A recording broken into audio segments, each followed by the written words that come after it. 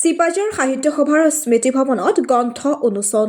চিপাঝাৰ সাহিত্য সভাৰ স্মৃতি ভৱনত আজি আবেলি 2 বজাত এক গ্ৰন্থ উন্মোচন কৰা হয়। শতবৰ্ষীয় কাৰ্যসূচী গ্ৰন্থ উন্মোচনী সভাত হেৰম্ব কুমাৰ শইকীয়াই আগধৰা সভাখনত সভাপতিত্ব কৰে কৈলাশ চন্দ্ৰ শৰ্মাই।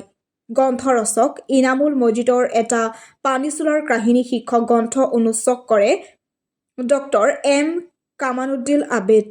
সভাখন উদ্বোধন কৰে দৰং জিলা সাহিত্য সভাৰ সভাপতি অক্ষয় কুমাৰ নাথে। সভাত বক্তব্য ৰাখে সাহিত্যিক ৰজনীকান্ত নাথ, শশীধৰ নাথ, লোহিত চন্দ্ৰ কলিতা, প্ৰৱণ কুমাৰ কলিতা, গ্ৰন্থ লেখক ইনামুল মজিদে। সভাৰ শেষত শলাগৰ শৰাই জ্ঞাপন কৰে গিৰীশ নাথে।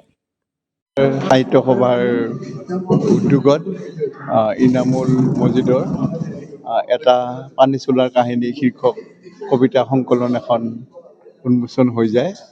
আৰু মই ভাবোঁ চিপাঝাৰ সাহিত্য সভাৰ আগৰ পৰাই এটা সুনাম আছে গোটেই অসম সাহিত্য সভাৰ ইতিহাসৰ প্ৰেক্ষাপটত।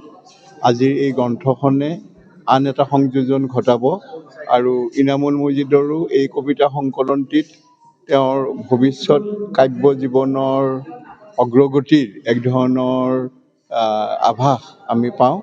আৰু মই ভাবোঁ অধ্যয়নৰ জৰিয়তে আৰু চৰ্চাৰ জৰিয়তে ইনামুল মজিদে তেওঁৰ কাব্য পৰিক্ৰমা আগবঢ়াই নিব। আৰু চিপাঝাৰ সাহিত্য সভাই যি জয়যাত্ৰা সূচনা কৰিছে গোটেই অসম সাহিত্য সভাৰ গোটেই ইতিহাসৰ পটভূমিত, সেই জয়যাত্ৰা অক্ষুণ্ণ ৰাখিব। আৰু ইয়াৰ উদ্যোক্তাসকললৈ মোৰ ওলগ আৰু শ্ৰদ্ধা জনাই সামৰিছোঁ। ধন্যবাদ।